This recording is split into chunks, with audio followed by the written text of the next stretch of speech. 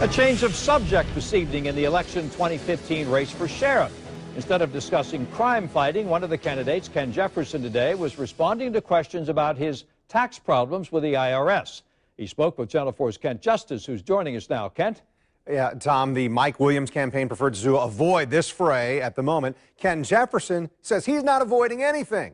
And he wants to get back to talking about the sheriff's race, not his personal money situation.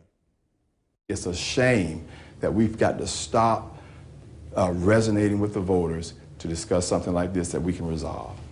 Ken Jefferson stood with his tax attorney and told us that he's working to resolve past tax debts. Those debts show up as a public record, and so Jefferson says he wanted to clear the air on what's happening. He also said talking taxes at this point in a campaign is a distraction. And I'll tell you this, I'm not a perfect man. I've made mistakes, but the thing is, I'm willing to take responsibility for my mistakes. I'm willing to stand up, and I'll do that same thing as your next sheriff.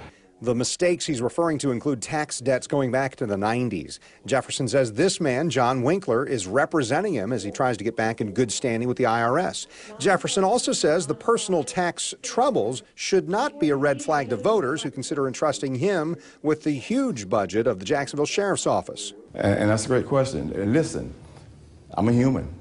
I've made mistakes, but I've learned from those mistakes, and that's what makes you a better person, by learning from the mistakes. I can assure the voters that managing a $400 million budget with 3,500 employees will not be an issue, because I've learned from my mistakes in the past.